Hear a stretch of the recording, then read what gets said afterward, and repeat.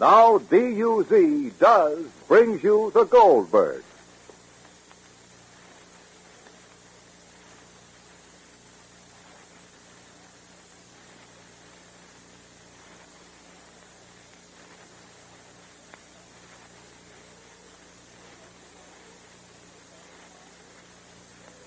You?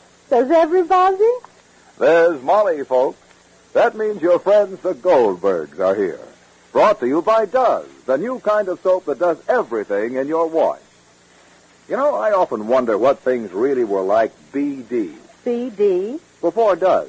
Before the ladies discovered that Does, D-U-Z, is best, that it does everything in a wash. Well, here's what my wash day was like, BD, before Does. First, I used to scrub my husband's work pants till my fingers ached. Oh, some job. Uh-huh. And my towels. It was almost impossible to get them white. And the nice colors in my wash. Why, they lost all their pep. That was BD before Does. Yes, but now things are different. Now you've changed from a lady who didn't to a lady who does. Now you know Does does best. This new kind of soap does everything in your wash. It gives you unsurpassed whiteness for towels, unbeaten cleaning power for grimy work clothes, plus greater safety for colors. My wash days now are all AD, after Does. What about those dirty work pants after doesing? Clean as can be, and I don't do any hard scrubbing. No soap takes dirt out easier than Does. What about your towels, AD, after doesing? They just couldn't be whiter. I'm so proud of them. No soap washes whiter than Does. And how do those colored rayon slips look? Bright and fresh. They just couldn't be prettier. Does is extra safe for colors, you know. Does everything. It's best. Actual comparisons with 25 different wash day soaps prove it. Does gives you the best combination of white washes, suds for cleaning, and safety for colors.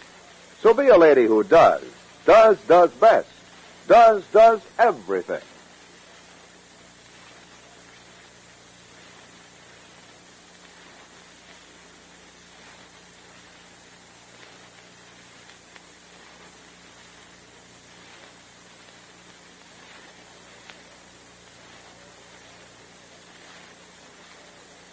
Now, Does invites you to visit the Goldbergs.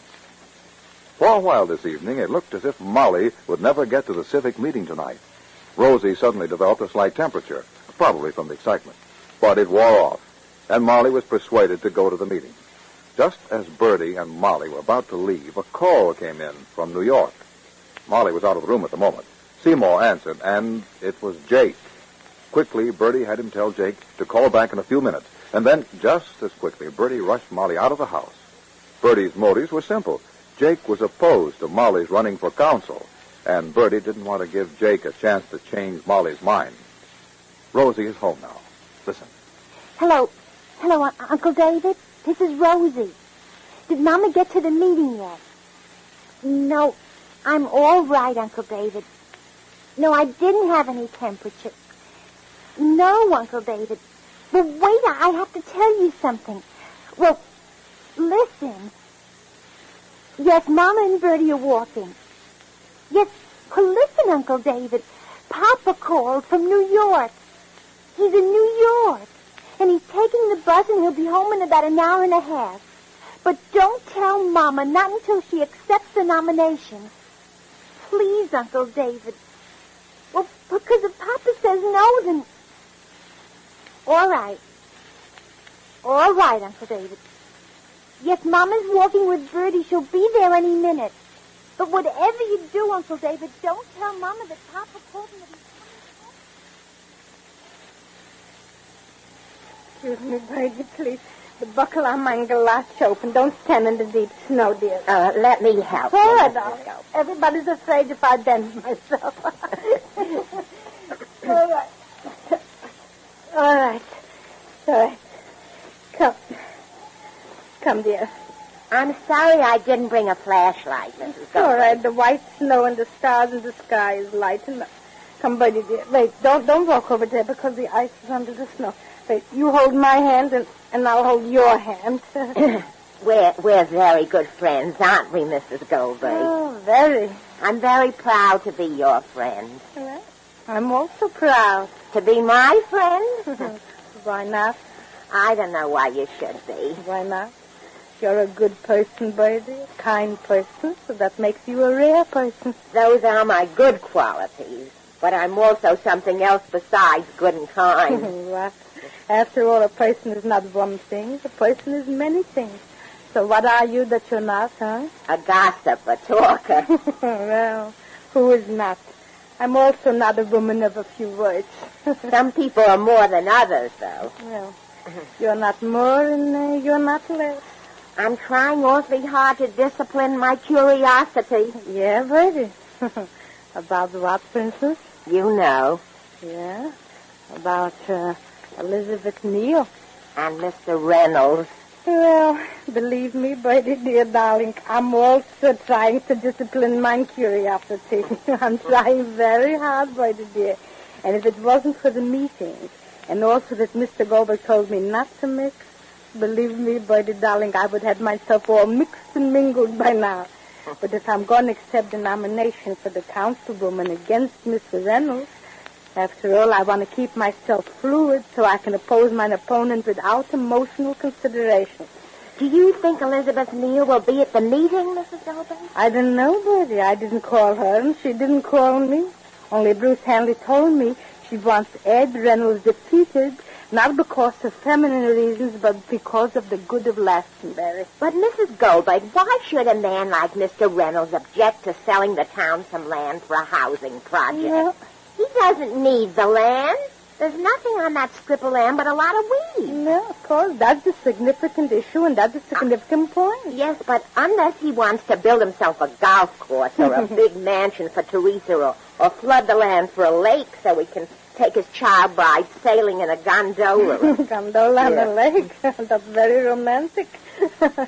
Gondola, that's in... where did they go with gondolas? That's in... Italy. Uh-huh. Well, that's very nice.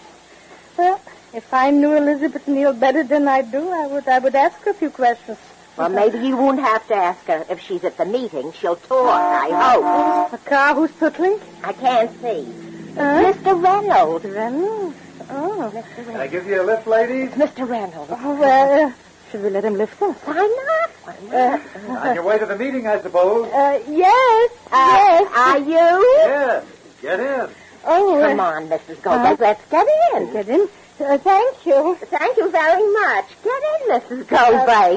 All right. You go first, Bertie. Excuse me. Go first, Bertie. All right. Well, I'll close the door, Mr. Reynolds. Don't disturb yourself. There we are. Thank you very much. You all right, Bertie? Yes. Move over a little bit. We shouldn't crowd Mr. Reynolds. Well, that's all right. I can drive fine. Wonderful night for the meeting. Oh, wonderful. Wonderful. Stars and so much moon. Nice for sleigh riding. That's an old-fashioned sport. Not for us, huh, Mrs. Goldberg? But perhaps you're a little more modern than I am, huh, Mrs. Goldberg? You mean because Mrs. Goldberg is politically minded for her age? Political life is a very complicated business. Oh, very, very. Very, very. Did you ever sit in on a council meeting, Mrs. Goldberg? Well, not exactly. Do you know the rules of parliamentary procedure? Well, there's no parliament in Glastonbury. Of course not. There's no parliament in Glastonbury. Parliament is not even America Parliament. Parliament is in England as Parliament. Here in Glastonbury, just a village council of, what shall I say, of friends. Well, have you your speech all prepared, Mrs. Goldberg? Well, speech. I'm not such a speaker. I don't think there's going to be any speech-making, Mr. Reynolds. It's just the housing project that will be discussed. That's one of the important issues, Mr. Reynolds. Yes, so I understand. Are you in favor of it? Me? Yes, you, Mrs. Goldberg. Well, I think so. That's your property the village wants, isn't it, Mr. Reynolds? Yes.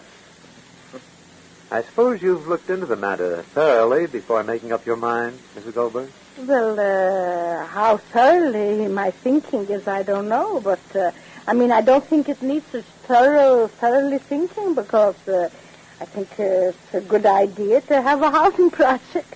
I understand, and correct me if I'm incorrect, when I say that you're not willing to sell your land to the village. Not especially. But if the village wants the housing and you refuse to sell, the council can condemn your land and make you sell. Isn't that so, Mr. Reynolds? Well, that's not a very democratic procedure, though, is it? Well, what benefits all the people is democratic, I always thought. Well, not if it means taking a man's private property. But you'll be paid for it. You don't use the land, do you, Mr. Well, Reynolds? a man's private property is his to do as he pleases. The Bill of Rights says every man has a right to his own pursuit of happiness. But if his happiness is against the happiness of the people... Then of course, then what happens to of the people, by the people, and for the people? Let them go out and get their own land. Oh, well, Mr. Reynolds, I don't know how hysterically informed you are, but if you'll excuse me, this is not 1849. There's no more free territory. And the point is, Mr. Reynolds, why should you oppose? Excuse me, but because, the land is needed. You don't use it. Because there's an important principle involved, Mrs. Goldberg. Oh, I see. Don't you realize there's an emergency? Well, I'd be willing to do anything in an emergency. Don't you think the war is an emergency? Yes, but in peacetime... The peace will also be an emergency, Mr. Reynolds, even as much as the war. And after all the suffering we've been going through today... It'll be a terrible emergency to make the kind of world that we're fighting for, Mr. Reynolds. If we don't, it'll be a worse emergency. You've certainly figured this out, haven't you? Well, I didn't figure it out. I feel it. That's a new approach to politics, isn't it? Yes, thank God. Yes, a new approach, Mr. Reynolds. Why not? These are new times. Housewives will be our future ambassadors, Mrs. Goldberg. Well, you think that would be so bad, Mr. Reynolds? Who knows better what's good for the world than a mother that lost a son? Or a wife that lost a husband, huh? The world is made up of a family of people, Mr. Reynolds. Mr. Reynolds, be careful. There's somebody in the room. Somebody in the room. Oh, hello. You're going to the meeting? Who was that? What did she say? She said yes, Mr. Reynolds. Who was it? Elizabeth Neal.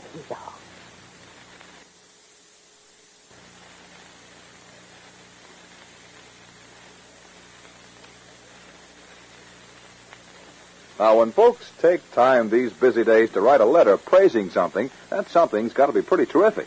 That's why we're so pleased with all the letters we get praising Does. Folks everywhere say this new kind of soap is best. It does everything in the wash. But from Cedar Lake, Indiana, Mrs. Charles Enochson writes that she's discovered Does everything for dishes, too. Listen. I was simply amazed at how much more Does. Why, for dishes, I have suds aplenty right straight through the whole job. Yes, Mrs. Enochson, does make suds that stand up till the last dish is done. And it gives you fast action on grease, too, plus greater kindness to hands. And ladies, that's why I say does everything for dishes. Notice how this new kind of soap blossoms into suds the instant water strikes it. No need to keep adding soap, because Does suds stand up to the last frying pan. They cut grease without hard scouring, too. Yet Does is kinder to your hands than any other leading wash day soap. It leaves them beautifully smooth. Yes, Does best. In the dish pan, too. Does everything.